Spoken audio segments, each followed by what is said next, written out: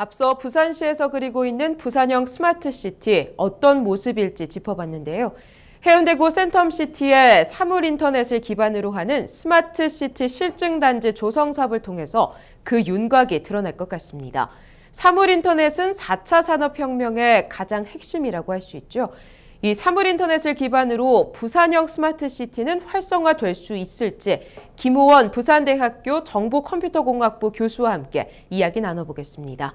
교수님 안녕하십니까? 네, 안녕하세요. 네, 먼저 시작하기에 앞서서 이 사물인터넷이 어떤 건지 그 개념을 알고 시작해야 될 것 같은데요. 예, 간단하게 이제 사물인터넷을 이해하는 가장 좋은 방법은 언어 그 자체를 한번 보는 거죠. 네. 용어 자체를 보는 게 좋습니다. 사물하고 인터넷이라는 용어가 지금 합쳐져 있죠. 네. 그런데 이제 사물이라고 하면 우리 뭐 스마트폰이라든지 TV라든지 냉장고 어떤 가전제품이라든지 어떤 이런 전자장비 뭐 이런 거를 이제 우리가 흔히 생각을 할 수 있습니다. 네. 근데 이 사물이 이제 확대가 됩니다. 확장이 되는 거죠. 뭐 가로등이라든지 자동차라든지 그리고 뭐 화분이라든지 우리가 어떤 통신 기능이라든지 계산을 할 수 있는 어떤 그런 기능을 갖춘 이런 어떤 개념까지 사물이 확대되는 거죠. 네. 그리고 이제 두 번째 용어인 인터넷을 한번 보죠. 그럼 인터넷이라는 건 뭡니까? 인터넷은 보면 엄청나게 많은 수많은 컴퓨터들이 연결되어 있고 그리고 거기에 수많은 어떤 데이터, 좋은 데이터가 있는 거죠. 네. 그래서 조금 전에 말씀드렸던 아주 다양한 어떤 그런 사물들이 인터넷 상에 있는 많은 정보를 활용을 할 수 있고 네. 인터넷 상에 있는 수많은 컴퓨터를 활용을 해서 어떤 의미 있는 서비스를 하게 된다는 겁니다. 네. 그래서 예전에는 보면 어떤 TV다, 뭐 컴퓨터다라고 하면 특정 한 가지 목적, 어떤 영화를 본다든지 뉴스를 본다든지 이런 어떤 한 가지 목적이었지만 이 우리가 일반적으로 볼 수 있는 어떤 주위에 있는 뭐 화분이라든지 여러 뭐 자전거라든지 자동차라든지 네. 이런 것들이 인터넷상에 있는 수많은 데이터 그리고 인터넷상에 있는 또 다른 서비스랑 결합이 돼서 우리한테 유익한 어떤 서비스가 이루어진다는 거죠. 네. 우리가 생각할 수 있는 모든 서비스는 사물 인터넷으로 실현이 가능해집니다. 대표적인 게 아마 요즘 많이 얘기 듣고 있죠. 자율주행 자동차. 네. 자율주행 자동차라고 하면 예전에 자동차는 사람을 안전하게 운반하는 게 이제 목적이었고 그렇죠. 거기에는 반드시 운전자가 있어야 됐죠. 네. 근데 자율주행 자동차라고 하면 자기가 스스로 간다는 거죠. 도로의 상황 그리고 다른 자동차의 어떤 그 주행 상황들 그리고 어떤 무단횡단하는 사람이 있는지 없는지를 영상 정보를 가지고 네. 이 사물, 즉 자동차가 인지를 합니다. 네. 어떤 카메라를 가지고 영상 정보를 획득하겠죠. 네. 근데 그 획득된 정보가 인터넷상에 있는 수많은 어떤 컴퓨터, 기술적으로 그거를 이제 저희는 클라우드 컴퓨터라고 합니다. 그 클라우드 상에서 그게 분석이 돼가지고 앞에 있는 자동차가 어떤 상태로 가고 있다. 네. 앞에 어떤 사람이 무단횡단하고 있다라는 것을 쉽게 구별을 할 수 있다는 겁니다. 네. 또한 도로의 어떤 그런 상황들, 뭐 빗물이 있다든가 아니면 사고가 났다든가 이런 것들이 인터넷상에 어떤 클라우드상에 그런 어떤 정보가 가면 이 자율주행 자동차는 그 정보를 받아들여서 안전하게 자기의 원하는 목적지로 이제 갈 수 있게 된다는 거죠.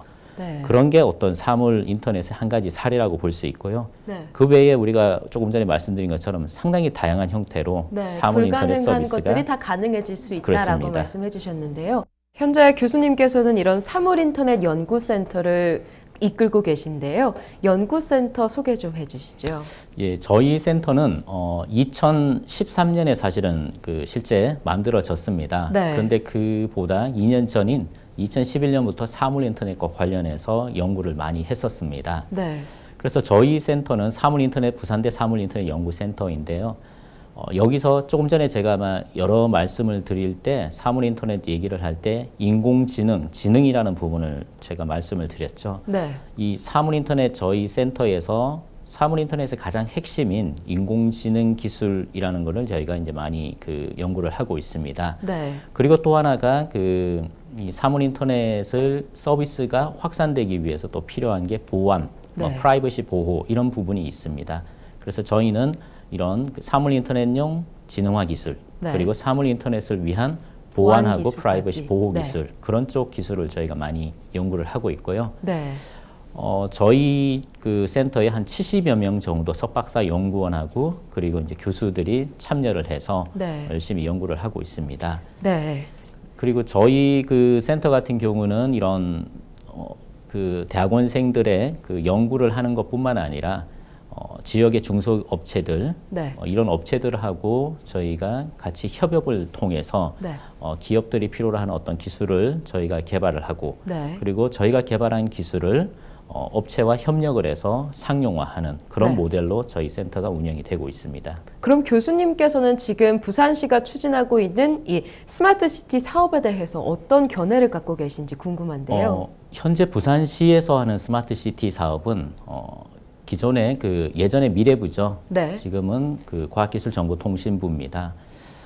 그 예전에 어떤 스마트시티, 현재 하고 있는 스마트시티 사업은 기술 중심으로 이루어졌습니다. 네. 그게 왜 그러냐면 예전에는 스마트시티 사업을 뭔가 어떤 도시의 어떤 그 재생 사업이라든지 어떤 새로운 어떤 서비스를 하기 위해서는 여러 사물들이 연결이 되어야 하는 기본적인 플랫폼이라는 게 존재해야 되는데 예전에는 존재하지 않았습니다. 네. 그래서 예전에 어떤 미래부에서 스마트 시티용 어떤 이런 플랫폼을 먼저 개발을 하자.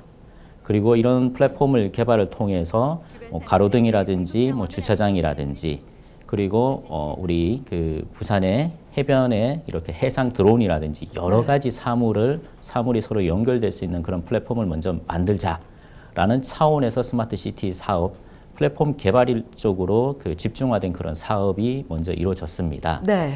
그래서 제 생각은 일단 기술적으로 보면 부산시의 그 이런 스마트 시티 그 사업이 성공을 했다고 저는 생각을 하고요. 네. 일단 이런 기술적인 어떤 스마트 시티용 플랫폼을 개발하는 어떤 그런 게 성공 이후에 향후에는 조금 더 도시 시민들의 어떤 요구사항을 반영한 네. 실제 도시의 어떤 문제점을 해결하는 형태로 네. 스마트 시티 사업이 추가로 아마 만들어질 거라고 저희는 생각을 하고 그런 쪽으로 가는 게 더 의미가 있지 않을까라고 생각을 합니다.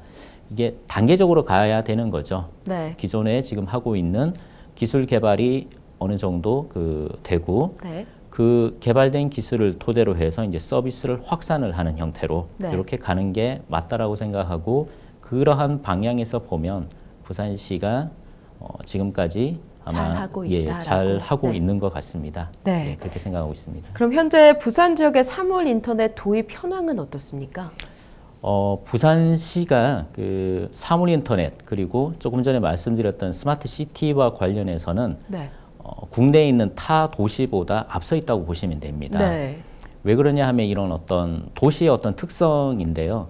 부산이라고 하면 관광지 네. 그리고 어떤 센텀이라든지 해운대와 같은 아주 좋은 인프라를 갖춘 어떤 그런 도심 지역이 있습니다. 네. 그리고 해변이 존재하고요. 네. 그리고 낙동강, 친환경 여러 가지 사물 인터넷 서비스를 실현할 수 있는 그런 곳도 존재하고 그리고 아주 중소기업이 집약된 그런 어떤 지역도 존재합니다. 네. 이 사물 인터넷이라는 게 서비스라는 게 어떤 단순한 자율주행이라든지 조금 전에 말씀드렸던 어떤 그 가전기기에서의 어떤 스피커 그런 형태가 아니라 우리가 생각할 수 있는 거의 모든 서비스를 거기에 들어가는 사물을 인터넷으로 연결시켜서 의미 있는 서비스를 만드는 게 사물 인터넷인 거죠. 네. 그래서 이 부산의 어떤 관광 관점, 쇼핑 관점, 환경 관점, 네. 그리고 도심 인프라, 주차장 관리라든지 빌딩에 대한 에너지 관리라든지, 네. 그리고 어떤